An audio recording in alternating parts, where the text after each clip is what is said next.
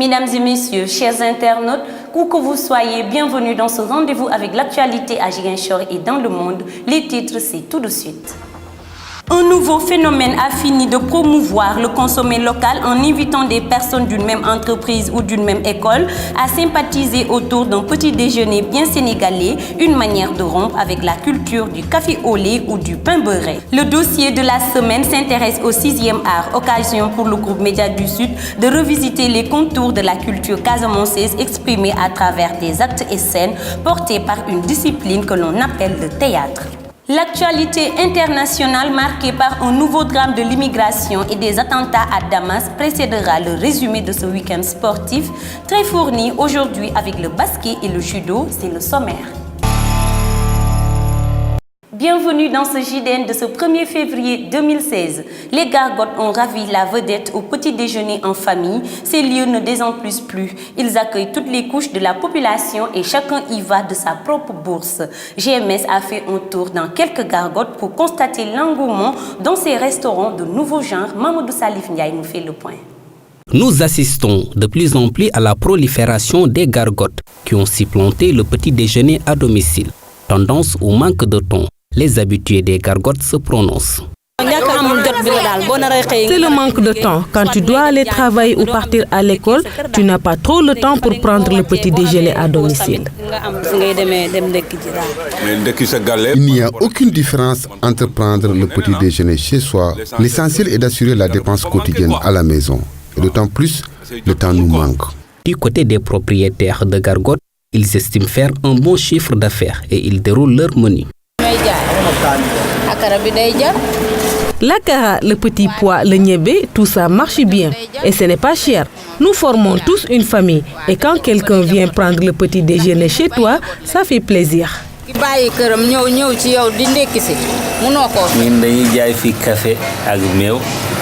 Nous vendons du café au lait, de la viande et de la soupe. C'est les pommes de terre et la viande qui marchent le plus.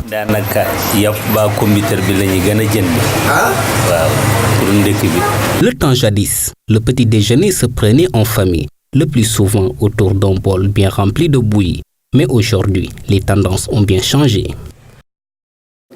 Il a toujours été une activité populaire en Casamance, mais jusque-là, le théâtre a du mal à se développer dans cette partie sud du Sénégal. Le dossier de la semaine portera sur ce 6e art. Pendant 5 jours, nous tenterons d'identifier les contraintes, mais aussi de dégager les perspectives pour cet art, véritable élément d'équilibre dans une société. Maïmounaba. Le destin culturel de la Casamance est un secret de polichinelle. De tout le temps, cette région s'est illustrée par ses performances dans ce domaine avec des troupes théâtrales, lauréats de plusieurs concours au plan local et international, des performances qui ont fait de la Casamance une région culturelle avec ses nombreuses facettes, symbole de la diversité de cette région, considérée comme le Sénégal en miniature. Aujourd'hui, cette gloire semble lointaine malgré l'existence de nombreuses infrastructures culturelles comme le Centre culturel régional de Ziguinchor avec ses 200 places et les différents CEDEPS. Les dernières décennies, marquées par un conflit armé, ont porté un coup dur au théâtre. Du coup, le 6e art est devenu un secteur peu attrayant, heureusement qu'une véritable dynamique est en train d'être mise en place pour relancer le théâtre. Comment, avec qui, avec quels moyens? Ce sont là quelques-unes des questions dont la prise en charge permettra de dynamiser ce secteur qui constitue un véritable élément de stabilité pour toute société, y compris la nôtre.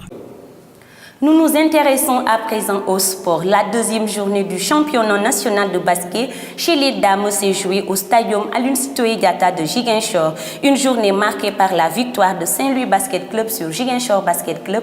Lamine Diédiou nous fait le point.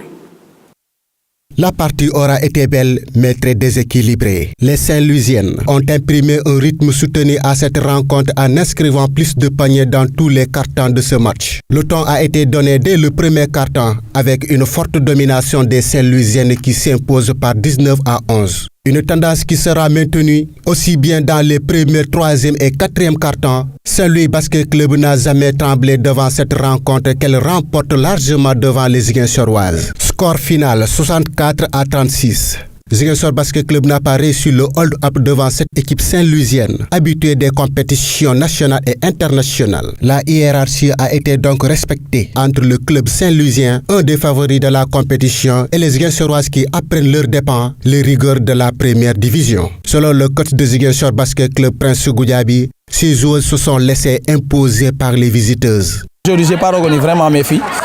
Elles se sont battues au début, après elles ont lâché. Donc je crois qu'elles étaient un peu crispées par rapport au public. Parce qu'aujourd'hui, elles n'ont absolument rien fait, surtout en premier mi-temps.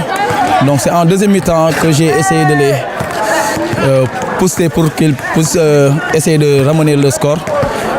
Pour pouvoir, même si c'était à 10 points, parce que nous tous on connaît bien Saint-Louis. C'est une équipe qui a duré en première division et nous on vient tout juste de monter. Bien vrai qu'on a eu des lacunes qu'on a fait dans le terrain, mais je dis aux gens que ça ira, ça va sortir, Inch'Allah. On fera mieux aux autres matchs qui viennent parce qu'il nous reste 8 matchs à jouer. Pour Jupiter Ndiaye, le championnat vient de démarrer et il reste beaucoup à faire. On vient de terminer la deuxième journée en battant Ziguinchor Basket Club. Maintenant, il faut prendre match par match. Restons humbles. Il ne faut pas se précipiter. Le chemin est très long. Il faut continuer à travailler et croire en nos forces. Et voilà. Avec cette victoire, Saint-Louis Basket Club conforte sa première place dans le groupe B. Les Saint-Louisiens signent leur deuxième succès en autant de sorties. Tandis que les Ziguinchorois surtout pour la deuxième fois après leur revers de la première journée face à l'ASFO. Le championnat national de judo a joué ses finales ce samedi 30 janvier 2016 au stadium Pedro Gomis de Ziguinchor avec la participation de 160 judokas venus de 6 régions qui ont combattu dans les 14 catégories olympiques pour la quête des places en équipe nationale. Compte rendu Grégoire Badjet. Les championnats nationaux de judo ont vécu à Ziguinchor. Cet événement sportif a connu la participation de 6 régions réparties dans 14 catégories. Le défi de l'organisation a été relevé par la capitale du Sud qui a donné un cachet populaire à l'événement. Ces compétitions ont ouvert de belles perspectives pour certains athlètes vainqueurs dans leur catégorie. Je suis très content d'avoir pris cette médaille aujourd'hui chez moi et d'avoir vu la présence de beaucoup de personnes que je connais, mes parents, mes amis et tout le monde qui sont venus me soutenir pour ça. Je suis content, je dédie ce médaille à mon papa qui vient de nous quitter le 5 novembre passé. Vraiment, je dédie ce médaille à mon papa.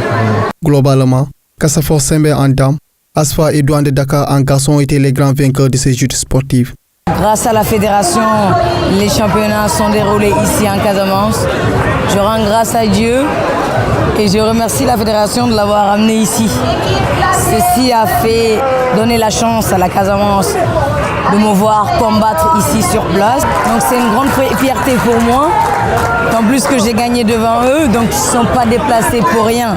Je dis grand merci, grand merci. Cette médaille, elle est dédiée aux Sénégalais. J'ai tout fait, j'ai tout donné pour être le champion du Sénégal ici en Casamance. Je suis fier d'être le champion du Sénégal ici en Casamance. Les portes de l'équipe nationale s'ouvrent ainsi pour les médailles d'or de ces championnats nationaux de judo.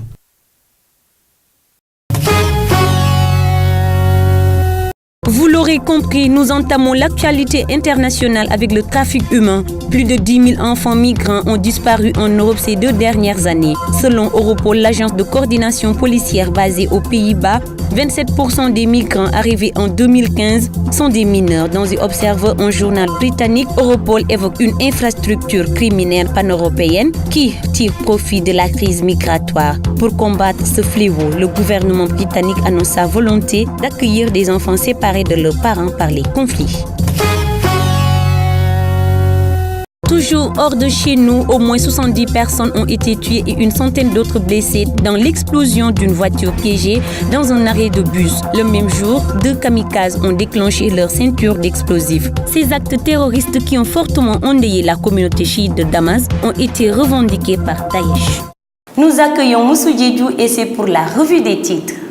Bonjour chers internautes et merci de nous rester fidèles. Je vous présente la revue des titres de ce lundi 1er février 2016. Sud Quotidien titre à sa une. Rokhaya Dabafal, ingénieur agronome, ancienne représentante de la FAO en Centrafrique. Je doute qu'on puisse arriver à une autosuffisance en riz. Flou autour de la confirmation de la détention arbitraire de Karim Wade. Les avocats de l'État livrent leur vérité. Libération tout azimut des responsables libéraux, Doudou Wade lève un coin du voile. À la une du Populaire, par la voix de Serigne Moustapha Fatikan du Daïra des arrière-petits-fils de Cheikh Ibra Fall, les Baye Fall mettent en demeure Wally Seck. Nous ne permettrons à quiconque de dire qu'il est Baye Fall, tout en affichant des comportements d'homosexuels. Personne ne va salir le nom de Cheikh Ibra Fall, jamais. Qui détruit son sac à main au Grand Théâtre? Le fils de Thione Seck présente ses excuses, demande pardon et découpe son sac à main avec des ciseaux sur la scène. Manifestation pour dénoncer la caricature de Serigne Touba, marée humaine, Mouride contre Jeune Afrique. Le représentant du Khalif des Mourides à Dakar évoque les conséquences du comportement de jeunes chanteurs inconscients aux actes efféminés. Lutte drapeau Malick Thiandoum, Moussa Ndoye foudroie tonnerre. Drame, un Sénégalien tué au Maroc par un Ivoirien. El Hadj Malick Gueye annonce: le PDS est victime de ses comploteurs. Stade, le quotidien du sport titre: Locomotive accepte 10 milliards de francs CFA. Baye Oumar Niass vers Everton. Ligue 1, 11e journée, Casa détrône Diambour. NGB Gorée ce lundi. Ligue 1 française, un doublé chacun, Cheikh Ndoye et Zargo Touré frappent. La Guinée bat la Zambie. Le Sili national dans le carré d'as. Nous terminons avec Sunu Lamb. Moussa Ndoye enfonce le dragon rouge. Tonnerre détale et tombe. Moussa Ndoye, qu'on me donne Ama Baldé pour le 13 mars. Zarko abrège Bathie Seras. Dole Yemoul. Bathie Seras, je vais arrêter la lutte. Zarko, prêt contre Boy Niang 2, Ama Baldé et Lac Rose. Balla Gaye Junior, cogné et balayé en 2 minutes 14 secondes. Toujours invaincu, Reug impressionne. C'est tout pour la revue des titres parvenus à la rédaction du groupe Média du Sud. Merci de nous avoir suivis. Quant à moi, je vous souhaite un très bon début de semaine. Je vous donne rendez-vous demain. Au revoir. Voilà qui met fin à cette édition. Nous vous donnons rendez-vous demain pour d'autres découvertes sur l'actualité à Ziguinchor et dans le monde. En attendant, vous pouvez nous suivre sur www.gms.sn. Vous pouvez également laisser vos messages ou commentaires sur notre page facebook.com/gmszig. Vous pouvez aussi nous suivre sur twitter.com/gmszig. La vie est un combat et chaque jour est une bataille.